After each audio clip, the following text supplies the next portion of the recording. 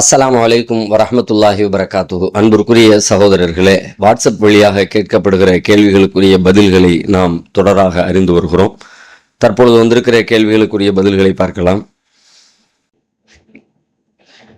நவாஸ் கான் சென்னையிலிருந்து கேட்கிறாங்க, இஸ்லாமியர்கள் பெரும்பாலும் ஏதாவது ஒரு பொருள் வாங்கவிட்டால் அதில் அதிகமாக அவர்கள் கமிஷன் வைத்து நம்மிடம் கூறுகிறார்கள்.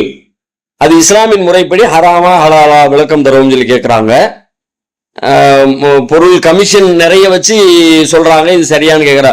அது என்ன கேட்கறாங்க கரெக்டா விளங்கல. இருந்தாலும் பொதுவான சட்டம் என்னன்னு கேட்டா, ஒரு வியாபாரத்துல பொருளை விற்கிறவர் யாரோ அவருக்கு தான் பொருளுக்கான லாபத்தை விலையை நிர்ணயிக்கிற அதிகாரம் அவருக்கு தான் இருக்கிறது. இந்த பொருள் இவ்வளவு நான் சொல்லுவேன், உங்களுக்கு உடன்பட்டா வாங்க, உடன்படாட்டி வாங்காதீங்க. கூடவும் இருக்கலாம் குறையும் இருக்கலாம், அது இவ்வளவுதான் சொல்லணும் அப்படின்லாம் ஒண்ணு மார்க்கத்துல இந்த இவ்வளவுதான் லாபம் வைக்கணும்னு வரையறை வகுக்கப்படல. நீங்க ஒத்துக்கிட்டீங்கன்னா ஓகே. சம்பந்தப்பட்டவருடைய மன விருப்பம் தான், ரெண்டு பேருடைய திருப்தியும் தான் இங்க வியாபாரத்தை பொருளாதாரத்தை லாப நஷ்டத்தை தீர்மானிக்கிறதே தவிர இவ்வளவுதான் வைக்கணும் என்று சொல்லி மார்க்க ரீதியான வழிமுறைகள், அதுக்கான எல்லைகள், கட்டுப்பாடுகள் நபி ஸல்லல்லாஹு அலைஹி வஸல்லம் விதிக்கல. பொருளை உற்பத்தி செஞ்சவன் அதுக்கான விலை நிர்ணயிப்பதற்கு தகுதியானவன், பொருளுக்கு உரியவன் தான் அதை செய்யணும் என்பதுதான் மார்க்கத்தினுடைய சட்டம். உங்களுக்கு உடன்பாடு இல்லாட்டி விட்டுருங்க, அவ்வளவுதான். பேகம் சென்னையிலிருந்து கேட்கிறாங்க, 11 பவுன் தங்கம் இருந்தால் ஜகாத்து கடமை என்று முன்பு சொன்னீர்கள். இப்பொழுது 720 கிராம் வெள்ளி இருந்தால் கொடுக்கணும்னு சொல்றீங்க. இதை எப்படி எடுத்துக்கொள்வது, விளக்கம் தரவும் சொல்லி கேட்கிறாங்க. ஏற்கனவே சொன்னோம், ஆனா தவறுதலாக அறியாமையினால அது சம்பந்தமான ஹதீஸ்கள் குறித்த அது சரியா எல்லாரும் சொல்லிட்டு இருக்கிறான் சரியானதுதான் அப்படிங்கிற நோக்கத்தை நம்ம சொல்லிட்டோம். அதுக்கு பிறகு அது சம்பந்தமான விஷயங்கள் ஆய்வு செய்யப்படுற நேரத்துலதான் இல்ல அந்த செய்தி சரியானது இல்லை, இதுதான் ஆதாரபூர்வமானதா இருக்குன்னு தெரிஞ்சதுனால நாம மாத்திக்கிட்டோம். அறியாமையில தெரியாம சொல்ற விஷயத்த அல்லாஹ் மன்னிக்கிறவனா இருக்கிறான். நம்ம அதை தாண்டி ஒண்ணும் பண்ண முடியாது. எல்லா விஷயங்களையும் அறிஞ்சவன் அல்லாஹ் மட்டும்தான். அல்லாஹ்வை தவிர வேற யாருக்கும் முழுமையான அறிவு இல்லைல்ல. மற்ற எல்லாருமே நாட்கள் போக ஒன்னொன்னையா கத்துக்கொண்டே தான் இருக்கிறோம். மரணம் வரைக்கும் இந்த கற்றல் என்பது தொடர்ந்து கொண்டே இருக்கும். கற்றல் என்பதுல என்னவெல்லாம் அடங்கும், முதல்ல சரின்னு சொன்னது பின்னாடி தவறு என்று கேட்கலாம், முன்னாடி தவறு என்று சொன்னது பின்னாடி சரி என்று கேட்கலாம். எல்லாமே அந்த கற்றல்ல உள்ள விஷயங்கள், அது நடந்து கொண்டேதான் இருக்கிறோம். ரசூலுல்லாஹ்வுடைய தனிப்பட்ட வஹி அல்லாத தனிப்பட்ட சிந்தனைகளே எடுத்து பாருங்களேன். ஒரு ரசூலுல்லாஹ் சொன்னாங்க, பேரிச்சம்பழத்தை இந்த மாதிரி ஒட்டி சேர்க்க பண்ணாதீங்க, ஆண் மரம் பெண் மரம்னு சொல்லாதீங்க. இது ரசூலுல்லாஹ்வுடைய செய்தி தான். பின்னாடி ரசூலுல்லாஹ் இப்ப செஞ்சுக்கிங்கன்னாங்க, அதுவும் ரசூலுல்லாஹ்வுடைய செய்தி தான். அப்போ முதல்ல சொன்ன திரும்ப மாத்தி சொன்னாங்களே, ரசூலுல்லாஹ் சொல்லிட்டாங்க, அது தெரியலப்பா, இப்படி இதில் உள்ள விஷயம்லாம் இருக்குது, இது முறையான விவசாய முறைதான் அப்படிங்கிற விஷயம்லாம் தெரியாம நான் சொல்லிட்டேன். ஃபைதா அமர்த்துக்கும் அம்ரி துன்யாக்கும், உங்களுக்கு நான் உங்களுடைய துன்யா சம்பந்தமா ஏதாவது சொன்னோம்னா நீங்க தான் அதுல என்னை விட அதிகம் தெரிஞ்சவங்க, அதனால எது சரியா அதை செஞ்சுக்குங்க. நான் அல்லாஹ்வுடைய விஷயமா ஏதாவது சொன்னோம்னா நான் தப்பா சொல்ல மாட்டேன். மனிதன் அடிப்படையில நான் எனக்கு தோணுச்சு, இது சரியில்லையேன்னு தோணுச்சு, நான் சொன்னேன் அப்படிங்கிறாங்க ரசூலுல்லாஹ். அப்ப தனிப்பட்ட முறையில் அல்லாஹ்வுடைய தூதரே வஹி இல்லாத இறைச்செய்தி இல்லாத ஒரு விஷயத்தை தன்னுடைய கருத்தாக சொல்ல வர்ற நேரத்துல அவர்களிடமும் இது மாதிரியான பிழைகள் இருந்து முதல்ல ஒண்ணு செய்ய வேண்டாம்னு தடுக்கிறாங்க, பின்னாடி இதை செய்யலாம்னு அனுமதிக்கிறாங்கன்னு சொல்லி சொன்னா நம்மள மாதிரி ஆட்களுக்கு, மனிதர்களுக்கு, அவங்களுக்கு அவங்க எப்படி அதுல இருந்து விதிவிலக்கு பெற முடியும்? அதனால இதுல நம்ம இதை கேட்கிற மக்களுடைய பொறுப்பு என்னன்னு கேட்டா, இந்த விஷயங்களை எல்லாம் அவங்க சொன்னாங்கன்றதுக்காண்டி எதையும் எடுத்துக்கொள்ளாம சரியா தவறா என்பதை நாமும் ஒரு தடவை அதை சிந்தித்துக் கொள்ளவும், அதை செயல்படுத்துவதற்கு முன்னாடி அதை கொஞ்சம் ரீசெக் பண்ணி பார்த்துக் கொள்கிற வேலையை நம்ம செஞ்சோம்னா இன்னும் கூடுதலான சரியான வழியை பின்பற்றுவதற்கு அது நெருக்கமாக இருக்கும். அதை தவிர அதுல வேற ஒண்ணும் சொல்றதுக்கு நம்ம இடத்துல பதில் இல்லை. அது அறியாமல் கடந்த காலத்துல சொன்னதுதான்.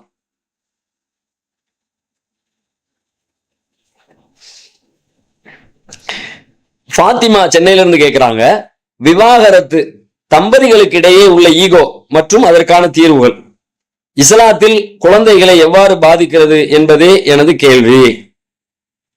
கணவன் தன் மனைவி மற்றும் குழந்தைகளுக்கு தொந்தரவு கொடுக்காவிட்டாலும் செய்யாவிட்டாலும் கணவனுடன் புத்திசாலித்தனமாக மனைவி வாழ்வது கட்டாயமா?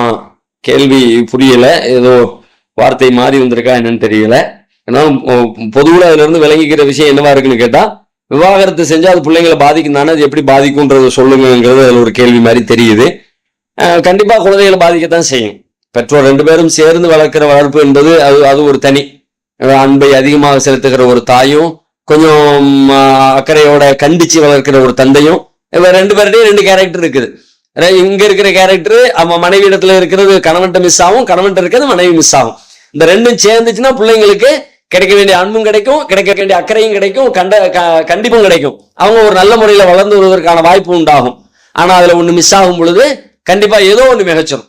இப்ப அம்மா பக்கமே வளர்றாங்க, அப்பாவுடைய இது இல்லாம வளர்கிற ஒரு சூழல் உண்டாச்சுன்னா அப்போ அவங்க கூடுதலாக அந்த அன்பின் வழியிலேயே வழிநடத்தப்பட்டு கண்டிப்பா அக்கறைகள்லாம் இல்லாம கொஞ்சம் கூடுதலாக அவங்க சுதந்திரமாக வளர்ந்து விடுகிற வாய்ப்புகள்லாம் உண்டாயிடும். அப்படிலாம் நிறைய பாக்குறோம் தானே.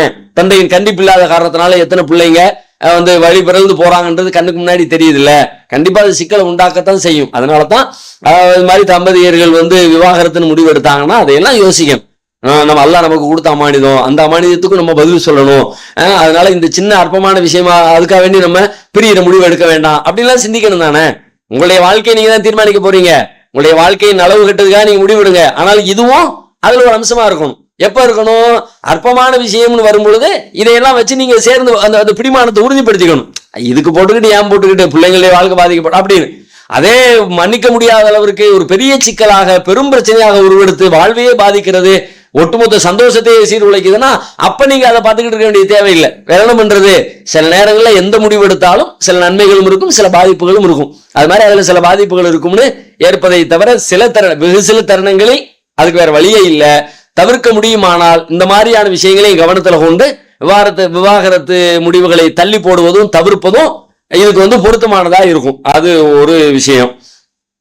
அடுத்து கணவன் தன் மனைவி மற்றும் குழந்தைகளுக்கு தொந்தரவு கொடுக்காவிட்டாலும் செய்யாவிட்டாலும் கணவனுடன் புத்திசாலித்தனமாக மனைவி வாழ்வது கட்டாயமான்னு கேட்கிறாங்க. ஆமா, அப்படித்தானே வாழணும். தொந்தரவு கொடுக்கல அப்ப நீங்க நல்ல முறையில் வாழுங்க. தொந்தரவு கொடுக்கல, ஒரு பஞ்சாயத்துல பண்ணல அப்படின்னா நல்ல முறையில ஒருவேளை அவருடைய புத்திசாலித்தனத்துல குறைபாடு இருக்குன்னா நீங்க அந்த உங்களுடைய புத்திசாலித்தனத்தின் வழியாக அதை மேட்ச் பண்ணுங்க. அந்த அந்த அந்த பலவீனத்தை நீங்க சரி பண்ணுங்க. அதெல்லாம் 2 பேரும் சேர்றோம். உன்கிட்ட இருக்கிற ஒன் மைனஸும் உன்கிட்ட இருக்க ஒரு பிளஸ், இந்த பிளஸும் மைனஸும் அது ரெண்டும் சேர்ந்து உங்களுடைய குடும்ப வாழ்க்கையை சீரமைக்கும் தானே. 2 பேரும் சேர்வதன் வழியாக கூடுதல் பலம் கிடைக்கும் தானே. அந்த மாதிரி செய்யணும் தான். அதுதான் நம்ம மீதான கடமை. அதுதான் நம்முடைய குடும்பத்தை மகிழ்ச்சியாகவும் சந்தோஷமாகவும் கொண்டு செல்லும். இது ஓரளவுக்கு புரிஞ்ச அடிப்படையில் சொல்லியிருக்கிறேன். நீங்க கேட்ட கேள்வி அதுதானா என்பது நமக்கு முழுசா தெரியல. இருந்தாலும் அந்த கேள்வி வார்த்தைகள்ல இருந்து என்ன விளங்குச்சோ அதுக்காக இந்த பதில சொல்லியிருக்கிறோம். ஃபௌசியா பெரம்பலூர்ல இருந்து கேட்கிறாங்க, நான் 50 பவுன் தங்க நகைக்கு ஜகாத்து கொடுத்து விட்டேன். பிறகு நாங்கள் வீடு கட்டும் போது 30 பவுன் நகையை விற்றுவிட்டோம். என் கணவர் 2 வருடம் கழித்து 30 பவுன் நகை வாங்கி கொடுத்து விட்டார். நான் இப்போது இந்த 30 பவுனுக்கு ஜகாத்து கொடுக்கணுமா? கொடுக்கணும், கண்டிப்பா கொடுக்கணும். ஏன் அப்படின்னு கேட்டா, உங்களுடைய சொத்தாக எதெல்லாம் இருக்கோ எல்லாத்தையும் கொடுக்கணும். ஏற்கனவே 50 பவுன் இருந்துச்சு, 50 பவுனுக்கு நீங்க கொடுத்தீங்க. அந்த 50 பவுனில் இருந்து கிடைக்க வேண்டிய நன்மைகள் என்னோ அந்த நன்மையை நீங்க அனுபவிச்சீங்க. நகையா போட்டு அனுபவிச்சீங்க. நகையிலிருந்து அந்த நகை வீடாக மாறி அந்த வீட்டை நீங்க அனுபவிக்கிறீங்க. உங்களுக்கு 50 பவுன் வந்தது, அதுக்குரிய ஜகாத்து கொடுத்துட்டீங்க. ஓகே, இப்போ 30 பவுன் திரும்ப வந்திருக்கிறது. நீங்க அதை செலவு பண்ணினாலும் சரி, செலவு பண்ணாம வச்சாலும் சரி, இப்ப புதுசு தானே. ஏற்கனவே உள்ளது கையை விட்டு போயிடுச்சு, இப்ப புதுசா ஒண்ணு வருது. இப்ப நான் 1 லட்ச ரூபாய் சம்பாதிக்கிறேன், 1 லட்ச ரூபாய்க்கு ஜகாத்து கொடுத்துட்டேன், அந்த 1 லட்சத்தை காலி பண்ணிட்டேன், இப்ப புதுசா ஒரு 1 லட்சம் வருது. அப்ப ஏற்கனவே 1 லட்சத்துக்கு கொடுத்துட்டேன்னு அப்படின்னு சொல்லக்கூடாது. ஏற்கனவே கொடுத்தது ஏற்கனவே இந்த 1 லட்சத்துக்கு, இப்ப வந்திருக்கிறது புதுசா இன்னொரு 1 லட்சம். இந்த 1 லட்சத்துக்கு நான் ஜகாத்து கொடுக்கணும். அதனால அந்த 30 பவுனுக்கு இது கணக்கு டேலி ஆயிடுச்சுன்னு பண்ணக்கூடாது. வர ஜகாத்து கொடுத்து கொண்டே இருக்கும். ஒரு பொருளுக்கு ஒரு தடவை அப்படின்னு நாம சொல்றது, பொருளுக்கு தான் ஒரு தடவை, வாழ்நாளுக்கே ஒரு தடவைன்னு புரிஞ்சுக்க கூடாது. மொத்தத்துல ஒரு தடவை கொடுத்தா ஜகாத்து கடமை அப்படி இல்லை. செல்வம் வர வர வர வந்துகிட்டே இருக்கும். செல்வம்ங்கிறது மரணம் வரைக்கும் வரும் போகும். புதுசா உங்களுக்கு ஒரு செல்வம் வந்தா ஜகாத்து கொடுக்கணும். அது மாதிரி இப்போ உங்களுக்கு புதுசா 30 பவுன் வந்திருக்கு, அதுக்கு நீங்க ஜகாத்து கொடுக்கத்தான் வேண்டும். ஒருவேளை இப்படி இருந்தா உங்களுடைய கேள்வி இப்படி, அதாவது 30 பவுனை வித்துட்டு வீடு கட்டியாச்சு வச்சாச்சு, ஓகே, அதுக்கு பிறகு என் கணவர் திரும்ப 30 பவுன் வாங்கி தர்றாரு. இந்த இடத்துல நீ வித்துட்டோங்கிறது கணவர் உங்களிடத்துல இருந்து அதை கடனாக பெறுகிறார். என்ன, நகை உங்களுக்குரியது, மனைவி உங்களுக்குரியது. இப்போ உங்களுடைய கணவர் வீடு கட்ட வேண்டிய தேவை இருக்குது, 30 பவுன் கொடு, நான் பிறகு வாங்கி தர்றேன் அப்படின்னு சொல்லி அதை கடனா வாங்கிக்கிறார். கடனா வாங்கிட்டு வீடெல்லாம் கட்டி முடிச்சு 1 வருஷத்துக்கு பிறகு அந்த 30 பவுன் உங்களுக்கு திரும்ப தந்தாருன்னா இதுக்கு நீங்க கொடுக்கணுமானா இதுக்கு கொடுக்க தேவையில்லை. இதை சம்பாதிச்ச கணவர் கொடுக்கணும். அவர் புதுசா ஒண்ணு சம்பாதிக்கிறாருன்னா புதுசா சம்பாதிச்சவர் கணவர் கொடுக்கணும் தான். ஆனா இந்த இந்த நகை உங்களிடம் இருக்குல்ல, நீங்க ஜகாத்து கொடுக்க வேண்டிய அந்த கடமை இருக்குல்ல, அதுக்குள்ள வர மாட்டீங்க. ஏன்னா நீங்க 50 பவுனுக்கு வச்சிருக்கீங்க, 50 பவுனுக்கு ஜகாத்து கொடுத்துட்டீங்க. அந்த 50 பவுன் இடையில ஒரு ஆளுக்கு போயிட்டு திரும்ப வந்திருக்கு, கடனாக உங்கள் கணவருக்கு போயிட்டு மீண்டும் உங்களை வந்து சேர்ந்திருக்கிறார். அப்படின்னா இது வந்து நீங்க புதுசா வந்தது கிடையாது, ஏற்கனவே உள்ளதான் திரும்ப வந்திருக்கிறது, அப்படி புரிஞ்சுக்கலாம். இல்ல நாங்க 2 பேரும் சேர்ந்து முடிவு எடுத்து நாங்களா போட்டு நான் கட்டி அது எனக்குரியதுதான், நானே பயன்படுத்திட்டேன்னு சொல்லி சொன்னா நம்ம முதல்ல சொன்ன பதில் மாதிரி நீங்க புதுசாக சம்பாதிக்கப்பட்டதுக்கு நீங்க புதுசா கொடுத்துதான் ஆகணும். அன்சாரி விருத்தாச்சலத்திலிருந்து கேட்கிறாங்க, நான் என்னிடம் உள்ள பணத்தை தங்கமாக சேமித்து வைத்துக் கொள்ள வேண்டும் என்ற எண்ணத்தில் வைத்திருக்கிறேன். அச்சமயத்தில் ஒருவர் என்னிடம் கடன் கேட்கிறார். நான் அவரிடம் பணத்தை கடனாக கொடுக்கிறேன். அன்றைய தேதியில் உள்ள மதிப்பிற்கு ஏற்றவாறு கடனை என்னிடம் தங்கமாக திருப்பி தர வேண்டும் என்கிறேன். அவர் கடன் வாங்கவில்லை என்றாலும் நான் அதை தங்கமாக மாற்ற முடிவெடுத்துள்ளேன். இது கூடுமா அப்படின்னு சொல்லி கேட்கிறாங்க. தாராளமா கூடும். கூடும் என்பதை விட இதுதான் சரியான வழிமுறையும் கூட. ஏன்னா பாதிக்கப்படுவதற்கான வாய்ப்பு இல்லைல்ல. இப்ப கடன் கொடுக்குறவங்க பல நேரங்கள்ல கடனை கொடுத்துட்றாங்க, 2 வருஷம் கழிச்சு திரும்ப கொடுக்கும் பொழுது, இப்ப கொடுக்கும்போது என்ன பொருளை வாங்கணுமோ 2 வருஷம் கழிச்சு அதே பொருள் நம்மளால வாங்க முடியலையே, பணத்துடைய வேல்யூ குறைஞ்சிருதானே. ஏன்னா பணத்திற்கான வேல்யூங்கிறது மனுஷன் நிர்ணயிக்கிறதானே, அரசாங்கம் நிர்ணயிக்கிறது தானே. திடீர்னு கூடிடுது, திடீர்னு குறைஞ்சிருது. இப்போ 1 லட்சம் ரூபாய் இன்னைக்கு வாங்கிட்டு போறாங்க, 2 வருஷம் கழிச்சு கொண்டு வந்து கொடுத்தா இன்னைக்கு உள்ள 1 லட்சம் ரூபாய்க்கு இன்னைக்கு நான் என்ன தங்கம் வாங்க முடியுமோ, 2 வருஷம் கழிச்சு அதே 1 லட்சத்தை கொண்டு கடையில் கொடுத்தோம்னா அவ்வளவு கிடைக்க மாட்டேங்குது, அதை விட அளவு கம்மியா தானே கிடைக்குது. அப்போ கொடுக்கறதுக்கு யோசிப்பாங்க, அது பாதிக்கப்படுவதற்கான வாய்ப்பு இருக்கிறது. அதனால இன்னைக்கு லெவலுக்கு என்ன கோல்ட மையமா வச்சு, உலகம் முழுக்க கோல்ட மையமா வச்சுதான் பொருளாதாரம் தீர்மானிக்கப்படுது. அந்த அடிப்படையில இன்னைக்கு கோல்டுடைய மதிப்பு என்ன, இன்னைக்கு கோல்டு வந்து 5000 ரூபாய் 5500 ரூபாய் 1 கிராமு. இப்ப இந்த கணக்குப்படி நான் உனக்கு தந்திருக்கேன். எவ்வளவு தந்திருக்கிறேன்? 10 கிராம் கோல்டு தந்திருக்கிறேன்பா. 10 கிராம் கோல்டு இன்னைக்கு வாங்குறோம்ல, இப்ப 10 கிராம் கோல்டு உங்க கையில தந்திருக்கதான் அர்த்தம். எனக்கு திரும்ப 10 கிராம் கோல்டு வேணும், அது 10 கிராம் கோல்டுக்குரிய விலை பொருளாக வேணும்னு கோல்டை மையப்படுத்தி நம்முடைய பொருளாதார சிஸ்டத்தை அமைச்சுக்கிட்டோம்னா கொடுக்கிறவங்க வந்து தாராளமா கொடுப்பதற்கான முன்வருவதற்கான வாய்ப்பு இருக்கிறது. மார்க் அடிப்படையில் இது பிழையாக ஆகாது அப்படிங்கிறது நம்ம புரிந்து கொள்ளலாம்.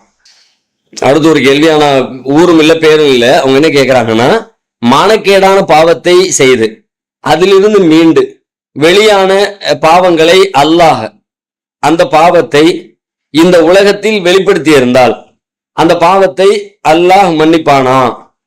தௌபா செய்து பிறகு அதிலிருந்து மீண்டு அந்த பாவத்திற்கான தண்டனையை மறுமையில் கிடைக்கப்பெறுமா? இதற்கான பதிலை தரவும் அப்படின்னு சொல்லி கேட்கிறாங்க. அந்த வாக்கிய அமைப்பு கரெக்டா இல்லை, இருந்தாலும் ஓரளவு புரிஞ்சுக்க முடியுது. என்ன கேட்கிறாங்கன்னா, மானக்கேடான பாவத்தை செஞ்சுட்டு அது வந்து அது அந்த பாவம் வெளியாயிடுச்சு, வெளியான பிறகு உலகத்துல நாம மன்னிப்பும் கேட்டுட்டோம், தௌபாவும் செஞ்சுட்டோம். இப்ப அல்லாஹ் இதை மன்னிச்சிருவானா, மறுமையில தண்டிப்பானா அப்படின்னு சொல்லி கேட்கிறாங்க. இப்ப இந்த மாதிரியான விஷயங்கள் ரசூலுல்லாஹ்வுடைய இந்த பையத்தை எடுத்து பாத்தீங்கன்னா இது சம்பந்தமான ஒரு குறிப்பு கிடைக்கிறது. இஸ்லாத்துக்கு ஒரு முழு பையத்தை செய்வாங்கல்ல, ரசூலுல்லாஹ் சொல்லி கொடுக்குறாங்க, பாய்யௌனி அல்லா துஷ்ரிகு பில்லாஹி ஷைஅன் வலா தஸ்ரிகு வலா தஸ்னு. ஏன்ட வந்து இது மாதிரி பையத்து பண்ணுங்க. எப்படி செய்யுங்க? அல்லாஹ்வுக்கு யாரையும் இணை கற்பிக்க மாட்டோம், நாங்க திருட மாட்டோம், விபச்சாரம் செய்ய மாட்டோம், குழந்தைகளை கொல்ல மாட்டோம், அவதூறு சொல்ல மாட்டோம், அப்படியெல்லாம் இந்த பையத்து பண்ணுங்க. அது சொல்லிட்டு ரசூலுல்லாஹ் சொல்றாங்க, ஃபமன் வஃபா மின்கும் ஃபஅஜ்ருஹு அலல்லாஹ். யாரு இதையெல்லாம் கரெக்டா நிறைவேற்றிட்டாரோ, என்ற கொடுத்த வாக்குறுதியை நிறைவேற்றிட்டாரோ, அவருக்குரிய கூலி அல்லாஹ்விடத்துல இருக்கிறது. சொன்ன மாதிரி நடந்துகிட்டாருன்னு அல்லாஹ் கூலி தருவான். வமன் அஸாப மின் ஸாலிக ஷைஅன், யாராவது ஒருத்தர் இதுல ஏதாவது ஒண்ணு மீறிட்டாரு செஞ்சிட்டாரு அப்படின்னா, செஞ்சுட்டு ஃபஊகிப ஃபித் துன்யா, உலகத்திலே அதுக்காக வேண்டி தண்டிக்கவும் பட்டுட்டார். திருடினாரு, திருட்டுக்கான தண்டனை கொடுக்கப்பட்டுருச்சு, கை வெட்டப்பட்டுருச்சு. அல்லது விபச்சாரம் செஞ்சாரு, அந்த விபச்சாரத்திற்குரிய தண்டனை உலகத்துல கொடுக்கப்பட்டுருச்சு. அல்லது கொலை பண்ணினாரு, கொலைக்கு கொலைன்னு சொல்லிட்டு அதுக்குரிய தண்டனை வழங்கப்பட்டது. தண்டனை சட்டங்கள் இருக்குதுல்ல, அப்படி அதுக்காக வேண்டி உலகத்துல அவர் தண்டிக்கப்பட்டார், தண்டனை கொடுக்கப்பட்டுட்டார் அப்படின்னு சொல்லி சொன்னா ஃபஹுவ கஃபாரத்துல்லஹு, அதுவே அவருக்கான பரிகாரமாகும். அவ்வளவுதான், முடிஞ்சு. அவ செஞ்ச தப்புக்கான தண்டனை உலகத்துல முடிஞ்சிருச்சு, மறுமையில அது வராது. வமன் அஸாப மின் ஸாலிக ஷைஅன் சும்ம ஸதரஹுல்லாஹ், அல்லது யாராவது ஒருத்தர் செஞ்சு அதை அல்லாஹ் இந்த உலகத்துல மறைச்சிட்டான் அப்படின்னு சொல்லி சொன்னா ஃபஹுவ இலல்லாஹ், அவரை பத்தியான விஷயம் அல்லாஹ்விடத்துல இருக்கிறது. அல்லாஹ் நாடினால் அவரை மன்னிப்பான், நாடினால் அல்லாஹ் தண்டிப்பான். அது சம்பந்தமான முடிவு அல்லாஹ்வுடைய கையில இருக்குன்னு சொன்னாங்க. இப்ப ரசூல் ஸல்லல்லாஹு அலைஹி வஸல்லம் மறைக்கப்பட்டது சொல்றாங்க, அது சம்பந்தமா வெளியில வரல, தண்டனை கொடுக்கப்படல, அது அப்படியே மறைஞ்சு போச்சு அப்படின்னா அதனுடைய நிலை என்ன அல்லாஹ் தான் தீர்மானிப்பான் அப்படின்னு. இப்ப வெளிவந்துருச்சுங்கிறாங்க. இப்ப இவங்க என்ன கேட்கறாங்க, வெளிப்பட்டுருச்சு ஆனாலும் தண்டிக்கிறதுக்கு வாய்ப்பு இல்லை. இப்ப நம்ம வாழ்ற வாழ்க்கை சூழல்ல நம்முடைய அரசு நிர்வாகம் எந்த இஸ்லாமிய நாடுகள் அல்லது இஸ்லாமிய சட்டங்கள் நடைமுறைப்படுத்தப்படுகிற நாடுகளாக இருந்தால் தண்டனை பெறுவதற்கான வாய்ப்பு இருக்கிறது. தண்டனை பெற்று உலகத்திலே பரிசுத்தமாயிருவோம்னு முடிவுக்கு வரலாம். ஆனா இப்ப நம்ம அப்படி செய்ய முடியாது அப்படின்னு சொல்லி சொன்னா இப்ப நிலைமை என்ன? இப்ப நாம எல்லா இடத்துல நம்பிக்கை வைப்போம், நல்லெண்ணம் வைப்போம். ரசூலா சொன்னாங்கல்ல, மறைக்கப்பட்டுருச்சு தண்டனை கொடுக்கப்படல அப்படின்னு சொல்லி சொன்னா விரும்பினா மன்னிப்பா, அல்லாஹ் நாடுனா தண்டிப்பான்னு சொல்லி சொன்னாங்கல்ல. அந்த மாதிரி அல்லாஹ் என்ன மாதிரி முடிவு எடுக்கலாம். அல்லாஹ் தண்டிக்கிற முடிவும் எடுக்கலாம், அல்லாஹ் மன்னிக்கிற முடிவும் எடுக்கலாம். ஆனா நாம என்ன செய்யணும்னா சம்மந்தப்பட்டவங்க அல்லாஹ் மீது நல்லெண்ணம் வைத்து கண்டிப்பா அல்லாஹ் மன்னிப்பான். அல்லாஹ் தன்னை பத்தி அதிகமா அப்படித்தானே சொல்றான், அதான் மன்னிக்கிறவங்கிறான். இன்னெல்லாம் எகபிரு துனூப ஜமீஆ, எல்லா பாவத்தையும் எல்லாம் மன்னிக்கிறவன் அப்படிங்கிறான். அதனால நாம உருகிய மன்னிப்பு மனம் திருந்தி மன்னிப்பு கேட்கும் பொழுது கண்டிப்பா அல்லாஹ் மன்னிப்பான் என்கிற நம்பிக்கையோடு நம்ம பிரார்த்தனை செய்வோம். அல்லாஹ் அந்த எண்ணத்தை மறுமையில நிறைவேற்றி தந்துருவான் இன்ஷா அல்லாஹ். அல்ஃபாத் சென்னை மண்ணடியில இருந்து கேட்கிறாங்க, நான் என் வாழ்க்கையில் ஜக்காத்து கொடுத்ததில்லை. எனக்கு 26 வயதாகிவிட்டது. நான் ஜக்காத்து கொடுக்க கடமையானவன் என்று நினைத்து கேட்கிறேன். என் மனைவிக்கு 40 கிராம் நகை மனைவி வீட்டில் திருமணத்திற்காக போட்டார்கள். நான் 8 கிராம் மகர் கொடுத்தேன். இது எதற்கும் நான் ஜக்காத்து கொடுக்கவில்லை. மேலும் நான் 75,000 வீட்டிற்கு அட்வான்ஸ் கொடுத்துள்ளேன். 60,000 ரூபாய்க்கு ஒரு வாகனம் வாங்கினேன். என் குழந்தை பிறந்ததற்கு 1 லட்சம் ரூபாய் செலவு செய்தேன். என் சொந்த பணத்தில் இந்த பணம் அனைத்திற்கும் நான் ஜக்காத்து கொடுக்க வேண்டுமா? இது போக என் மாதம் வருமானம் 70,000, 50,000, 80,000 என்று வரும். இதில் நான் அனைத்தையும் செலவு செய்து விட்டேன். ஆனால் என் மொத்த வருமானத்தையும் நான் குறித்து வைத்திருக்கிறேன். இப்போது என்னிடம் எந்த பணமும் இல்லை. ஒருவேளை எனக்கு ஜக்காத்து கடமை என்றால் இந்த மாதம் 50,000 சம்பாதிப்பேன். இந்த பணத்தில் செலவு போக மீதத்தை ஜக்காத்து கொடுக்க வேண்டுமா? இல்லை அந்த 50,000த்துக்கும் நான் ஜக்காத்து கொடுக்க வேண்டுமா? கேள்வியை பெரிதாக கேட்கிறேன் என்று நினைக்காமல் விளக்கம் கொடுக்கவும் அப்படின்னு சொல்லி கேட்கிறாங்க. ஜக்காத்து நீங்க எல்லாத்துக்கும் தான் கொடுக்கணும். அதாவது உங்களுடைய மனைவிக்கு அவங்களுக்கு சொந்தமான பொருள் இருக்கு பாத்தீங்களா, அவங்க வீட்டுல இருந்து போட்டு விட்டாங்கன்னு மனைவிக்கு சொந்தமானதை பொறுத்த வரைக்கும் மனைவி தான் ஜக்காத்து கொடுக்க கடமைப்பட்டவங்க. ஆனா பெரும்பாலும் மனைவிமாருடைய கடமையை அவங்க சொந்தமா வருமானம் இல்லாதனால கணவரிடமிருந்து பெற்று அந்த ஜக்காத்தை நிறைவேற்றுவதுதான் வழமை. பெரும்பாலும் எல்லா இடங்களும் அப்படிதான் இருக்கும். கணவர் சம்பாதிச்சு அவங்க வாங்கி அவங்களுடைய கடமையை நிறைவேற்றிக்குவாங்க. ஓகே, அப்போ அந்த அடிப்படையில் பார்த்தால் அதுவும் உங்க மேலதான் அந்த சுமையை விழுகிறது.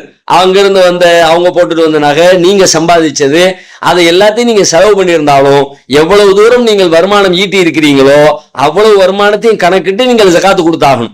இன்னைக்கு உங்க கையில ஒண்ணுமே இல்லாட்டி நாளைக்கு வரும்போது நீங்க அதை கொடுத்தாகணும். அதுக்கான சேமிப்புகளை செஞ்சு நம்ம ஏன்னா வறுமையில எல்லாம் இவ்வளவு பணம் தந்து அதுக்குரிய ஜக்காத்தை எங்க கொடுத்தேன்னு சொல்லி ஒரு கேள்வி வரும் எல்லா இடத்துல. அதனால அதுக்கு நீங்க கண்டிப்பா செஞ்சுதான் ஆகணும். இப்ப நான் எல்லாத்தையும் செலவழிச்சிட்டேன், இப்ப நான் 50,000 வரப்போகுது. 50,000த்துல என் செலவு போக மிச்சத்துக்கு கொடுக்கணுமா மொத்தம் 50,000த்துக்கு கொடுக்குமான்னு கேக்குறீங்க. 50,000த்துக்கு கணக்கு பண்ணி கொடுத்துட வேண்டியதான். 50,000த்துக்கு என்ன வரும்? 1,250 ரூபா வருமா? 2% போட்டா 1 லட்சத்துக்கு 2,500 ரூபான்னா 50,000த்துக்கு 1,250 ரூபா. அது இப்ப உள்ளது. இப்ப இந்த மாசம் நீங்க 50,000 சம்பாதிச்சீங்கன்னா அது கொடுக்கணும். அது அல்லாம இதுக்கு முன்னாடி உள்ள எல்லாத்துக்கும் நீங்க கொடுக்கணும். அது எல்லாத்தையும் நீங்க ஒரே நேரத்துல கொடுக்க முடியாவிட்டாலும் கூட கொஞ்சம் கொஞ்சம் வேணும். நீங்க எழுதி வச்சிருக்கேன்னு சொல்றீங்க, நீங்க என்ன சம்பாதிச்சீங்களோ அந்த தகவல் உங்கள்ட்ட இருக்கு அப்படின்னு சொல்லி சொன்னா உங்களுடைய மொத்த செல்வத்துக்கும் நீங்க கொடுத்தாகணும். செலவு போக மிச்சம்னு பாத்தீங்கன்னா இதான் கணக்கு வரும். இப்ப நீங்க சொல்றீங்கல்ல நான் சம்பாதிச்சதான் செலவு பண்ணிட்டேன்னு, அது மாதிரி எல்லாருமே சம்பாதிச்சு செலவு பண்ணிடுவாங்க. கோடியா சம்பாதிப்பாங்க, ஏதாவது செலவு பண்ணிடுவாங்க. அதுக்கப்புறம் ஒண்ணுமில்லைன்னு சொல்லிட்டு கொடுக்க தேவையில்லைன்னு அவங்கள சொல்லிட முடியாது.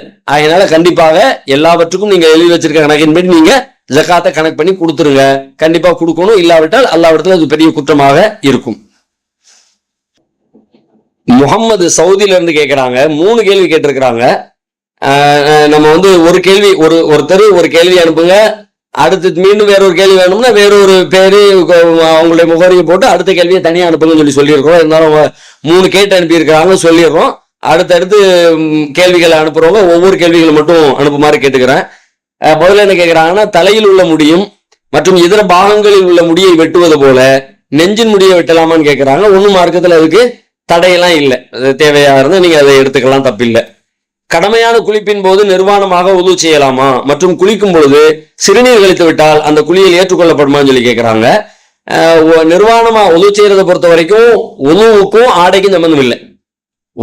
எது உது கூடும் எது உது முறிக்கும் அப்படின்ற சட்டங்கள் எடுத்து பார்க்கும் பொழுது ஒதுவுக்கு என்னென்ன செய்யணும், எப்படி தண்ணி எடுக்கணும், வாய் கொப்பளிக்கணும், இந்த மாதிரி பண்ணணும்னு இருக்குல்ல, அவ்வளவுதான். அதை நீங்க செஞ்சீங்கனாலே ஒது கூடிடும். உங்களுடைய ஆடை குறைவாக இருப்பதோ கூடுதலாக இருப்பதோ ஒதுவை பாதிக்காது. ஆனா பொது சட்டம் ஒண்ணு இருக்கிறது. எப்போதுமே நாம நிர்வாணமா இல்லாம முடிஞ்ச வரைக்கும் அத்தியாவசியமா கண்டிப்பா நிர்வாணமே இருந்தாகணுங்கிற இடங்களை தவிர்த்துட்டு மற்ற எல்லா இடங்கள்லையும் நாம நிர்வாணமா இல்லாம இருக்கிறதுக்கு நாம முயற்சி எடுக்கணும். ஏன்னா நீங்கள் வெட்கப்படுவதற்கு அல்லாஹ் தகுதியானவன் ரசூலுல்லாஹ் சொல்றாங்க. அந்த அடிப்படையில இயன்ற வரைக்கும் எல்லா நேரங்கள்லையும் ஆடையோடு இருப்பதற்கு நாம முயற்சிகள் மேற்கொள்ள வேண்டும். தவிர்க்க முடியாத சில தருணங்கள் வரும், அந்த தருணம் விதிவிலக்கானதுங்கிறத நம்ம புரிந்து கொள்ள வேண்டும். அதனால இதை அது பாதிக்காது. ஒருவேளை நீங்க அது மாதிரி ஒது செஞ்சீங்க அப்படின்னா அதனால ஒது கூடாது, உங்களுடைய குளிப்பு கூடாது என்று நாம சொல்ல முடியாது. ஒண்ணு. அடுத்து அது மாதிரி குளிச்சுக்கிட்டு இருக்கும்போது சிறுநீர் கழிச்சுட்டா குளிப்பு கூடுமா அப்படின்னு சொல்லி கேட்குறீங்க. சிறுநீர் கழிச்சிட்டோம்னா அதை நீங்க தொடர்ந்து மேலும் குளிக்கணும் தானே. இப்ப நான் சிறுநீர் கழிச்சேன், ஒருத்தர் சிறுநீர் கழிக்கிறாரு, குளிச்சுக்கிட்டு இருக்கிறாரு, சிறுநீர் வருது, அதோட வந்துட்டாருன்னா அவர் சுத்தம் செய்யாம வந்துட்டாருன்னு அர்த்தமாயிரும்.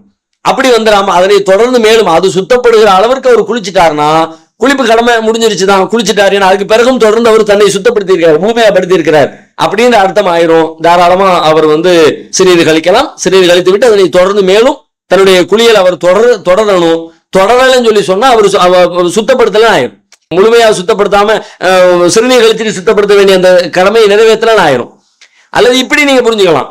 இப்ப நாம ஒது செஞ்சோம், ஒது செஞ்சுட்டு குளிச்சோம், குளிச்சுட்டு இப்ப சிறுநீர் கழிச்சு வைங்க, குளிச்சுக்கிட்டே இருக்கிறோம், உடம்பு முழுக்க குளிச்சாச்சு, தண்ணி ஊற்றி நினைச்சாச்சு, முடிஞ்சிருச்சு. இப்ப சிறுநீர் கழிச்சோம். சிறுநீர் கழிச்சவரு மீண்டும் குளிக்கிற வேலையை செய்யணும்னு அவசியம் இல்லை. சிறுநீர் கழித்ததுக்கு அந்த உறுப்பை சுத்தப்படுத்தினா போதுமானது தானே. அந்த மாதிரி அவர் செஞ்சுக்கிட்டா போதுமானது, அது ஓகே, பிரச்சனை. அவருடைய குளிப்பு கடமை நிறைவேறிடுச்சுன்னு நம்ம புரிஞ்சுக்கலாம். ஆனா சிறுநீர் கழிச்சவர் உறுப்பை சுத்தம் செஞ்சுட்டு தொழுகைக்கு போறாரா, அதுக்கும் உதவி செஞ்சுக்கணும். இப்போ இவர் குளிப்பு கடமையான ஒரு குளிப்பை நிறைவேற்றிட்டாருன்னு சொல்லி சொன்னா அந்த குளிப்பே போதுமானதா இருக்கும். தனியா மீண்டும் ஒருக்க அவரு ஒது செய்ய வேண்டிய கட்டாயம் அவருக்கு ஏற்படாது. இதை நாம பிரித்து புரிந்து கொள்ள வேண்டும். அடுத்து கடல் உணவுகள் அனைத்தும் ஹலால் என்பதை அறிவேன். ஆனால் கடல் நத்தை, கடல் ஆமை, கடல் முதலை, திமிங்கலம், சுறா ஆகியவை ஹலாலான்னு கேட்கிறாங்க. கடல் வாழ் பிராணி ஹலால்னு தெரியுங்கிறீங்க, இது எல்லாமே கடல் தானே. பிறகுன அதுக்கு என்ன பேர் வேணாலும் இருந்துட்டு போகுது. ஒஹில்லலக்கும் செய்துல் பஹரி வ தஆமுஹு, அதுல கடல்ல வேட்டையாடுறதும் அதனுடைய உணவு உங்களுக்கு ஹலாலாக்கப்பட்டிருக்குதுன்ட்டான். அதுக்கு என்ன வேணாலும் பேர் வச்சுட்டு போக வேண்டியதான். என்ன பேர் வச்சாலும் கடல் வாழ் உயிரினமா தாராளமா சாப்பிடலாம். அது நமக்கு ஹலாலானதுதான், மார்க்கத்துல தடுக்கப்பட்டது இல்லை. அப்துல் ரஹ்மான் கோயம்புத்தூர்ல இருந்து கேட்கிறாங்க, வீடு போக்கியத்திற்கு வைக்கலாமா, நாம் போக்கியத்திற்கு குடியிருக்கலாமா? அதாவது 10 லட்சம் கொடுத்து இருப்பதாக வைத்துக் கொள்வோம், ஒரு வருடம் கழித்து அதை நாம் திருப்பி பெறுகிறோம், அது வட்டியில் சேருமா? விளக்கம் தாருங்கிறாங்க. ஆமா, இப்ப நாம ஒருத்தர்கிட்ட பணத்தை கொடுத்தோம், அவருடைய வீட்டை பெற்றோம், அந்த வீட்டை பெற்று ஒரு வருஷம் குடியிருந்தோம், குடியிருந்து திரும்ப போகும்போது பணத்தை வாங்கிட்டு போயிட்டோம். இப்ப அவருடைய வீட்டில் குடியிருந்ததுக்காண்டி என்ன கொடுத்தோம்? இந்த 10 லட்சத்துக்கு என்ன வட்டி வருமோ அதை கொடுத்துருக்கோம். நேரடியா வட்டியை கணக்கு பார்த்து கொடுக்கலாட்டியும் 10 லட்சத்தை அவர் கையில கொண்டு கொடுக்கும்போது அதனுடைய இத்தனை பெர்சன்டேஜ், 5%, 7%, இது இவ்வளவு பெருமானம் உள்ளது அப்படின்னா இவ்வளவு ரூபா நம்ம வாங்கினோம்னா இந்த வட்டியை கால்குலேட் பண்ணிக்கலாம்னு மறைமுகமாக வட்டி தான் கொடுக்கப்பட்டிருக்கிறது. இல்லைன்னு சொல்லி சொன்னா உங்களுக்கு எந்த பிரதிபலனும் இல்லாம ஒரு கொடுக்க வேண்டிய தேவை என்ன வந்துச்சு? இப்ப ஆக்சுவலி திருப்பி போகும்போது ஒன்னும் கொடுக்காம தானே நீங்க போயிருக்கீங்க. அப்ப அதன் வழியாக அவர் எதை கொண்டு திருப்தி அடைந்தார் அப்படின்னு பார்த்தா அதற்கு கிடைக்கிற அந்த வட்டியை கால்குலேட் பண்ணி தான் இதுக்கு இத்தனை பெர்சன்டேஜ் இருக்குது, பேங்க்ல போட்டா இவ்வளவு கொடுப்பாங்க, அப்போ ஓகே நம்ம 10 லட்ச ரூபா பிக்ஸ் பண்ணுவோம், 8 லட்ச ரூபா பிக்ஸ் பண்ணுவோம், நம்ம வீட்டுக்குன்னு பிக்ஸ் பண்றாங்க. அதனால அதுல நேரடியாக வட்டி கொடுக்கல் வாங்கல் இல்லாவிட்டாலும் வட்டி கணக்கின் அடிப்படையில் தான் இது தீர்மானிக்கப்படுகிறது என்கிற காரணத்தினால நாம வட்டி போகியத்து வைக்கவும் கூடாது, அதுல குடியிருக்கிறதும் கூடாது. அவரை இன்னொரு கேள்வி கேட்டிருக்கிறாரு. என்னுடைய நண்பர் சுன்னத் அடிப்படையில் திருமணம் செய்கிறார், வரதட்சணை வாங்காமல் அவருடைய விருந்தாக இருக்கிறது, இதில் கலந்து கொள்ளலாமா அப்படின்னு சொல்லி கேட்கிறாங்க. மார்க்கத்துக்கு முரணான பிதத்தோ மற்ற காரியங்களோ அரங்கேறுகிற சபைகளாக இருந்தால் அந்த சபைகளை பங்கேற்காதீங்க, அதை விட்டு விலகிக்கிங்க. அதை தாண்டி அதெல்லாம் முடிஞ்சிச்சு, அதை தாண்டி ஒரு சுன்னத்தான ஒரு நிகழ்வு, ஒரு விருந்து கொடுக்குறாங்க, அதுல மார்க்கத்துக்கு முரணான ஒன்றும் இல்லை அப்படிங்கிற மாதிரி மார்க்கம் அனுமதித்த சபையாக அந்த சபை இருக்கும் பட்சத்துல அதுல போய் பங்கேற்கிறது தப்பு இல்லை. திருமணம் நடக்கிற இடத்துல மார்க்கத்துக்கு முரணானதா செய்யறாங்க, பிதாத்து அது இது பார்த்து ஓதிட்டு இருக்கிறாங்க, அங்க போகாதீங்க.